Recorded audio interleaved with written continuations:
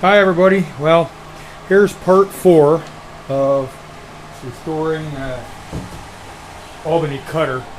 I've started the upholstery. There's the black velvet on the side rails, on the side rail, one side done. I've got a couple people looking at it to buy, and if it sells, this will be the final episode. If it doesn't, I'm giving everybody the option. If they want me to go ahead and line up the pinstriper for $200 more, he'll do the pinstriping.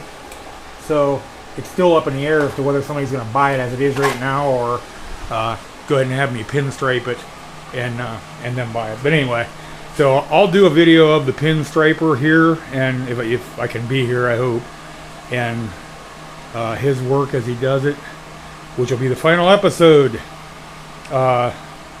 unless it doesn't get pinstriped, and then if so, the upholstery's it. So I'll be back as the upholstery progresses, and stick with me.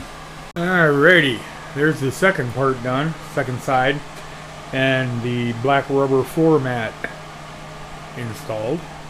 And then there's a trim here. This, yeah, no, you're in the dark. I'm adjusting. There you go. This trim piece goes over all the fasteners and finishes that all off real nice. So anyway, that'll be the last step. So I'll be back with more progress.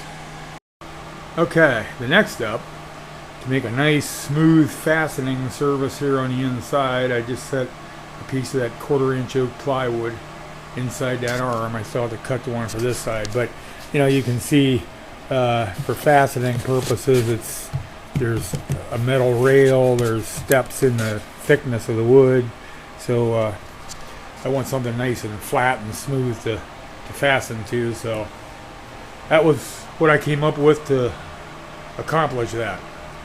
I'll be back.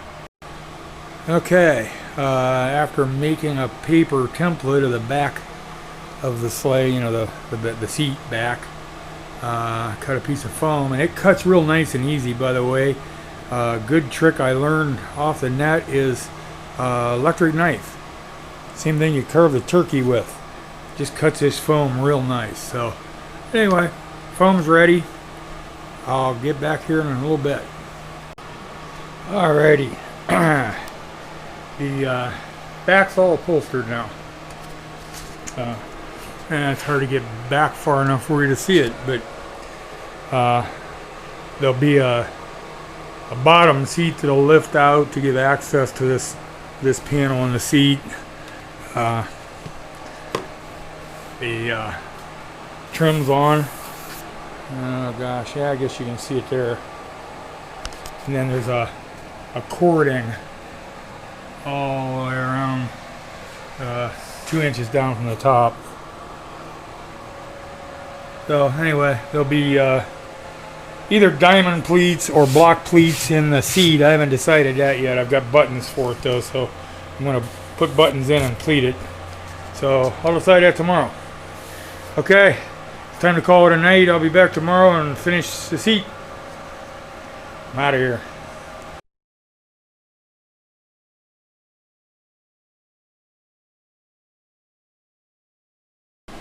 Okay, it's Sunday morning, and I'm going to get started here on the bottom seat. I made a paper template. I use this, and it's kind of pink paper. You buy it. Actually, I got that at Menards. It's nice for making templates. So anyway, I made this template of plywood. It'll be the base for where it's upholstered, and I'll drill holes in that plywood, and that's where the buttons will go through. So anyway, I'll be back here when I'm going to use this plywood and draw around it, and that'll cut the template for the foam for the seat. So anyway, I'll be back here in a few minutes when I get a little bit more done. Okay, well, I used a magic marker and marked around that plywood and cut the seat foam. And by the way, electric knife just cuts that foam like hot butter. It works real nice. Makes a fairly nice smooth cut. And so anyway, now I gotta lay my, I'm gonna make a block pleat pattern. So I'll lay it out on the plywood and then I'll be back. Okay, so I laid it out so that it'll receive 12 buttons. 1, 2, 3, 4, 5, 6, 7, 8, 9, 10, 11, 12. And I'll drill a hole at the intersection of each one of those lines. Okay, all drilled, and now I'll use this this plywood as a template and cut the seat cloth. And I want to go probably, at least 4 or 5 inches extra in all directions to allow for the thickness of the foam and to wrap around and fasten on the bottom. So let's go cut the fabric. Okay, there's the fabric all cut, and I forgot to mention, you gotta allow plenty because of course the pleats eat up some fabric too, so I probably want at least 5, close to 6 inches extra all the way around. Then we can trim any extra if need be after it's all fastened onto the bottom. I'll be back. Okay, and next I drill through the plywood and the foam, and then after the foam's all drilled, I just use a speed bit, you know, like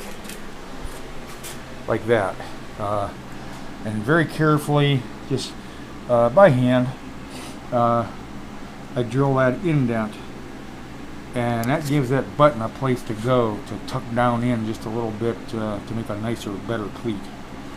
So basically I just, like this.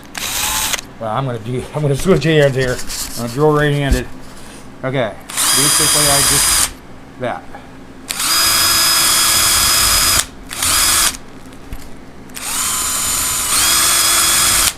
And that just gives that button a place to go down in a little bit and makes a nice pleat. So, okay, I'll be back. Okay, we're gonna start in the middle and work out. Okay, there's the first one, and you can see the pleats starting to form here. And I buy these buttons. I get these from Woodland Coach in Mount Hope, Ohio, down in Amish country.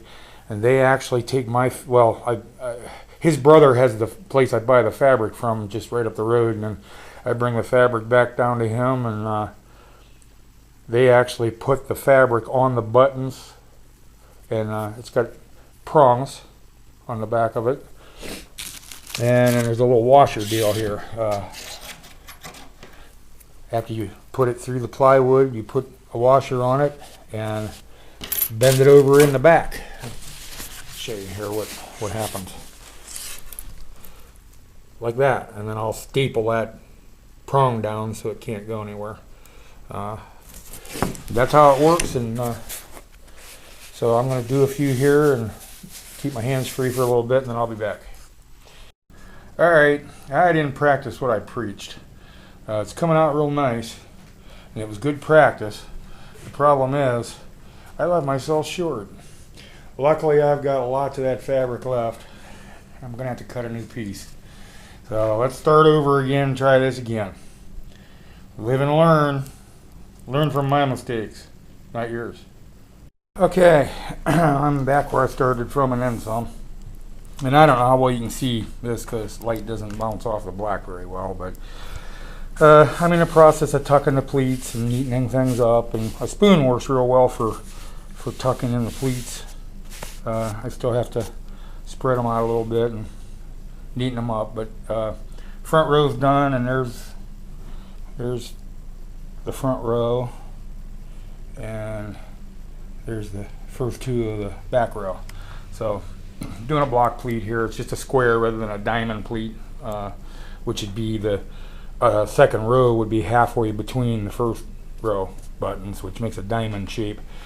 So I decided just to do this in a block pleat, and so anyway, I'm still at it, and I'll be back. Okay, all the buttons are in and tab stapled down. And now I got to work on the edges and the pleats. See you in a minute. Alright, well that's about it for upholstery. Now, debating if I'm going to make one. I think I am. A lot of the Albany cutters have a skirt that goes right over that front board of the seat and hangs down to the floor. That involves a little sewing, so it'll take some time, and it just fastens to the underside front edge of that seat that I just made, and lifts, just stays with it when you lift it out. So I'll probably make one, but you know, we'll see how much ambition I get later today. I'm gonna start working on the shafts. There's the shafts for it. It's got offset shafts. That's something pretty unique, and I wasn't sure what the deal was at first. I did a little research. The shafts set so that the sleigh sits like to the side of center and not directly in the middle behind the horse. And the purpose for that was the horse would walk where all the horses walked, and the sleigh would straddle the ruts in the road from wagons. That way you didn't get your runners down in the ruts. So that's kind of cool and kind of unique, and something not every sleigh has. So I thought that was kind of cool. But anyway, I've got to finish those shafts next, get those done so the pinstriper can come, because he'll do some pinstriping on the shafts too, I'm sure. And so I'll either start on the shafts, and then maybe while paint dries I'll work on that skirt on the front. I'm not sure yet, but anyway, that's the next part. Alright, I'm going to probably post this video, then the next thing will be everything probably finished. So anyway, thanks for watching the videos, and I hope this helped if you're interested in restoring a sleigh, and if you're interested in buying a sleigh, this one is for sale. I'm looking right now at probably, well, gosh, I hate to even name a price, because if I don't get a price, if you're interested, talk to me and we'll negotiate a price. But if I don't get some decent offers or somebody really interested, I do have one, well, two people actually have emailed me. One says they're fairly serious, so we'll see. If I don't have a buyer lined up before it's totally finished, then it will go on eBay. So drop me a line if you're interested, and if you're restoring your own sleigh, good luck. And if you have any questions or anything I can help with, I'd be happy to try. I'm far from an expert. I just love restoring antiques and do research and find out what I can and do the best job I can try to do, and then sell it for $1. Anyway, hopefully somebody will buy this for a couple of bucks. Thanks for watching the videos. I'm out of here.